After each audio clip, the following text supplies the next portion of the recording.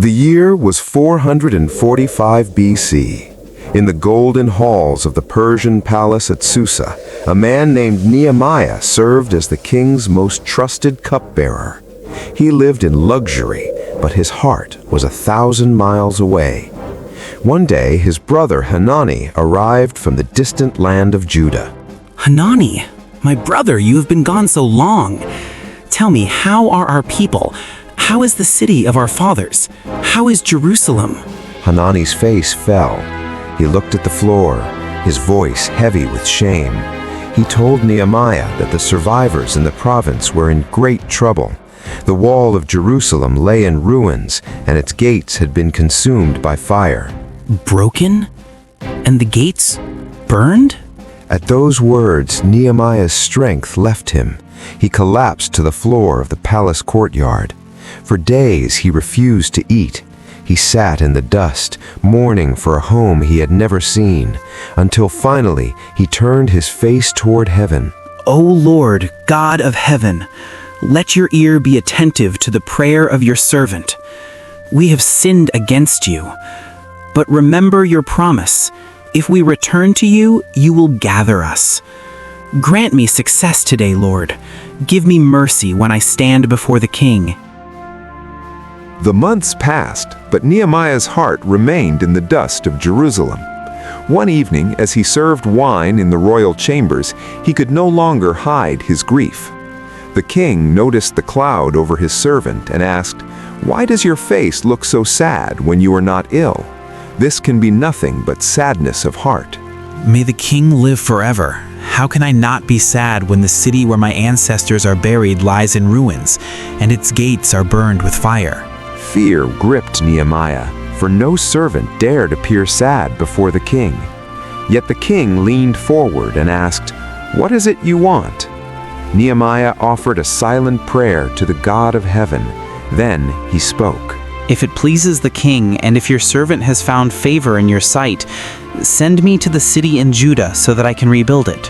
The king asked how long the journey would take, and Nehemiah set a time, but he pushed even further, asking for letters of safe passage and timber from the royal forests. And let a letter be given for the keeper of the royal forest, so he will give me timber to make beams for the gates of the city wall.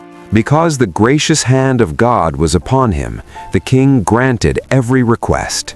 Nehemiah entered the palace a servant, but he would leave it a builder of nations. With the king's blessing and a military escort, Nehemiah made the long journey to Jerusalem. When he arrived, the sight was worse than he had imagined. For 3 days he stayed quiet, telling no one of the plan God had put in his heart. Then, under the cover of darkness, he set out to see the truth for himself. The moon offered just enough light to see the devastation. I rode my horse through the valley gate toward the Jackal Well. Everywhere I looked, rubble. The stones were so thick in the path that my horse could not even pass. I had to walk. I touched the charred wood of the gates, and I knew the task was impossible for man, but not for God. The next morning, Nehemiah gathered the leaders, the priests, and the nobles. He showed them the ruins and told them of the king's favor. Their response was like a spark in a dry forest. "Let us rise up and build." But as the first stones were moved, the shadows grew long. Sanballat the Horonite and Tobiah the Ammonite looked on with sneers of contempt. Hear us, our God, for we are despised. Turn their insults back on their own heads. We will not stop. We will not fear. The taunts did not stop the work. Instead, they fueled it. Nehemiah organized the families, each rebuilding the section of the wall across from their own home. Hand by hand, stone by stone, the gaps began to close, for the people worked with all their heart. The wall reached half its height, and the gaps were closing.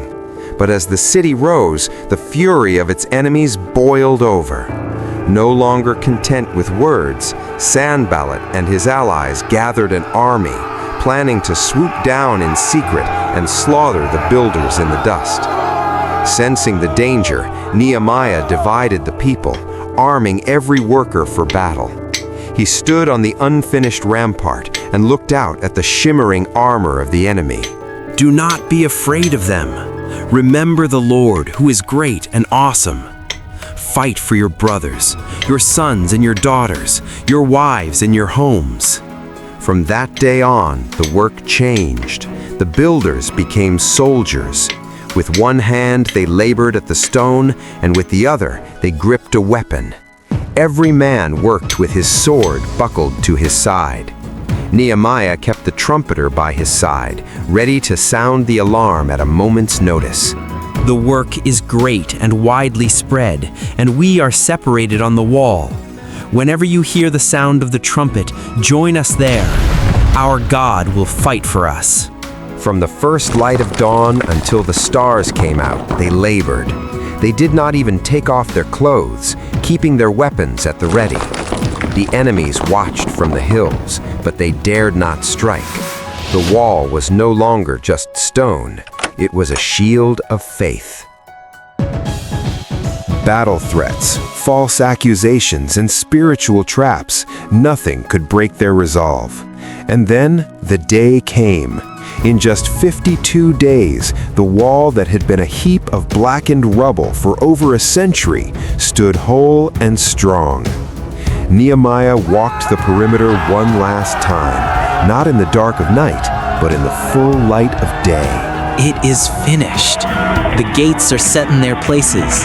The bolts and bars are locked. Jerusalem is no longer a place of shame. Look at what the Lord has done. When the surrounding nations saw it, they lost their confidence, for they realized this work had been done with the help of God. But Nehemiah knew that walls of stone were only the beginning. He gathered the people to hear the word of God. You too can rebuild what has been broken in your life. If this story encouraged you, please hit the like button and subscribe for more. Remember, the same God who strengthened Nehemiah still strengthens you today.